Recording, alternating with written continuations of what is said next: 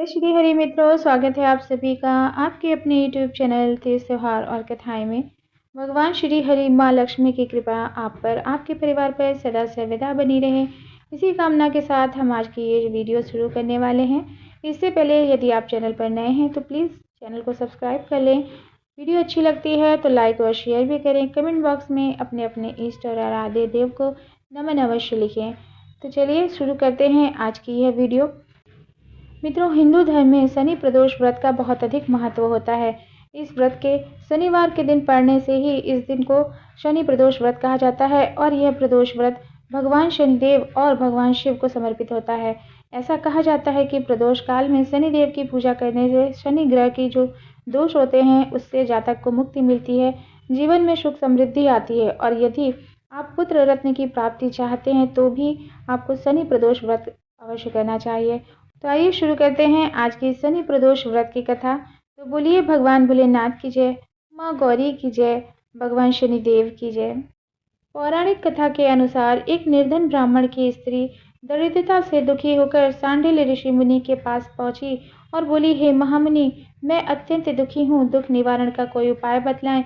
मेरे दोनों पुत्र आपकी शरण में हैं। मेरे ज्येष्ठ पुत्र का नाम धर्म है जो कि राजपुत्र है और लघु पुत्र का नाम शुचिव्रत है, अतः हम दरिद्र हैं, आप ही हमारा उद्धार कर सकते हैं।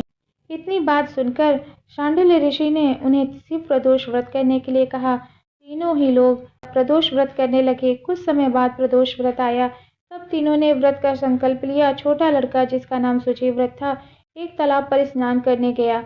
उसे मार्ग में स्वर्ण कलश धन से भरपूर मिला। उसको लेकर वह घर आ गया। प्रसन्न होकर माता से कहा, माँ, ये धन मार्ग से प्राप्त हुआ है। माता ने धन देखकर शिव महिमा का वर्णन किया। राजपुत्र को अपने पास बुलाकर बोली, देखो पुत्र, यह धन हमें शिव जी की कृपा से प्राप्त हुआ है, अतः प्रसाद के रूप में दोनों पुत्र आधा आधा बांट लो।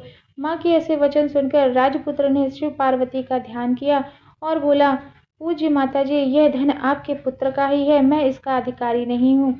मुझे भगवान शंकर और माता पार्वती जब देंगे तब ले लूंगा। इतना कहकर वह राजपुत्र शंकर जी की पूजा में लग गया। एक दिन दोनों भाइयों का प्रदेश भ्रमण का विचार हुआ। वहां उन्होंने अनेक गंधर्व कन्याओं को क्रीड़ा करते हुए देखा। उन्हें देखकर शुचिव्रत ने कहा, भैया, अब हमें इससे आगे नहीं जाना। इतना कहकर शुचिव्रत उसी स्थान पर बैठ गया, परंतु राजपुत्र अकेला ही स्त्रियों के बीच में जा पहुंचा। वहां एक स्त्री अति सुंदरी राजकुमार को देख मोहित हो गई और राजने लगी, हे सखियों, इस वन के समीप ही जो दूसरा वन है, तुम वहां जाकर देखो, भांति भांति के पुष्प खिले हैं, बड़ा सुहावना मौसम है। ऐसी शोभा देखकर आओ, मैं यहाँ बैठी हूँ, मेरे पैर में बहुत पीड़ा है। यह सुनकर सभी सखियां दूसरे वन को चली गईं। वह अकेली सुंदर राजकुमार की ओर देखती रही। इधर राजकुमार भी कामुक दृष्टि से उसे निहारने लगा। युवती बोली, हे धर्मराज, आप कहाँ रहते हैं? वन में कैसे पधारे? किस राजा के पुत्र हैं? क्या नाम है आपका? राजकुमार बोला, मैं विदर्भ नरेश का पुत्र हूँ, आप अपना परिचय दें। तब युवती बोलती है, मैं विदर्भिक नामक गंधर्व की पुत्री हूँ, मेरा नाम अंशुमति है। मैंने आपकी मन स्थिति को जान लिया है, आप भी मुझ पर मोहित हो चुके हैं। विधाता ने हमारा संयोग मिलाया है। युवती ने मोतियों का हार राजकुमार के गले में डाल दिया। राजकुमार ने हार स्वीकार करते हुए बोला, हे भद्रे, मैंने आपका प्रेम उपहार स्वीकार किया है, परंतु मैं निर्धन हूँ। राजकुमार के ऐसे वचनों को सुनकर गंधर्व कन्या अंशुमति बोली, मैं जैसा कह चुकी हूँ वैसा ही करूँगी, अब आप अपने घर को जाएं। इतना कहकर वह गंधर्व कन्या सखियों से जाकर मिली। घर जाकर राजकुमार ने शुचिव्रत को सारा वृत्तांत कह सुनाया। जब तीसरा दिन आया, वह राजपुत्र शुचिव्रत को लेकर उसी वन में जा पहुंचा। वहीं गंधर्वराज अपनी कन्या को लेकर आ पहुंचे। इन दोनों राजकुमारों को देख आसन देकर कहा, मैं कैलाश पर गया था, वहां शंकर जी ने मुझसे कहा कि धर्मगुप्त नाम का राजपुत्र है जो इस समय राज्यविहीन निर्धन है, मेरा परम भक्त है। हे गंधर्वराज, तुम उसकी सहायता करो। मैं महादेव जी की आज्ञा से इस कन्या को आपके पास लाया हूँ, कृपया कर आप इनका निर्वाह करें। मैं आपकी सहायता कर आपको राजगद्दी पर पुनः बिठा दूंगा। इस प्रकार गंधर्वराज ने कन्या का विधिवत विवाह किया।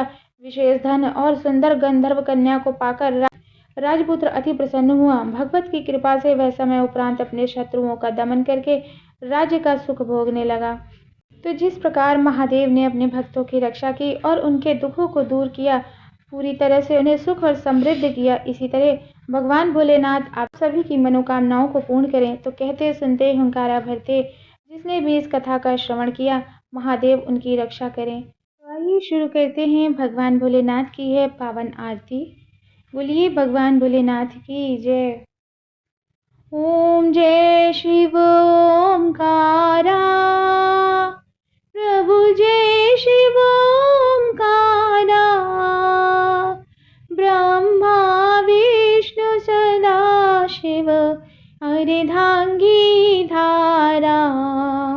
ओम जय शिव ओंकारा, एकानन चतुरानन पंचानन राजे,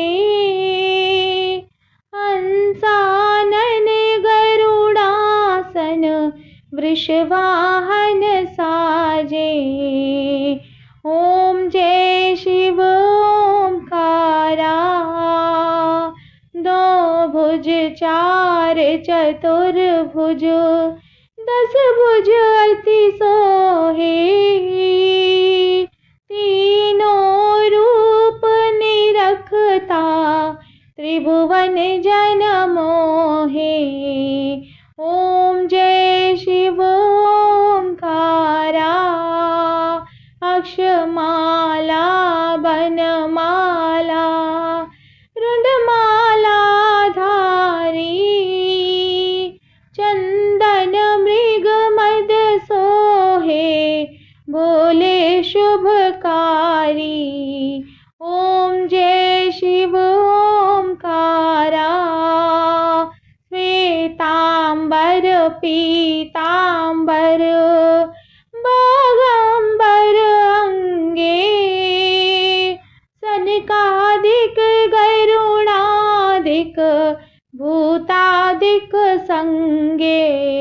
ओम जय शिव ओंकारा, कर के मध्य कमंडल चक्र त्रिशूल धरता, जग करता जग भरता जग संहार करता।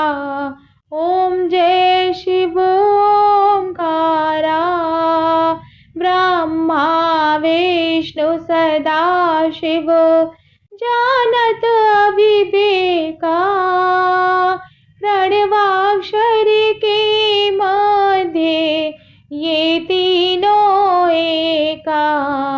ओम जय शिव ओंकारा, काशी में विष्णु विराजत नंदी ब्रह्मचारी, नित उठी भोग लगावत महिमाति भारी। ओम जय शिव ओंकारा, त्रिगुण स्वामी जी की आरती जो कोई जन गावे, कहत शिवानंद स्वामी मन वांछित फल पावे। ओम जय शिव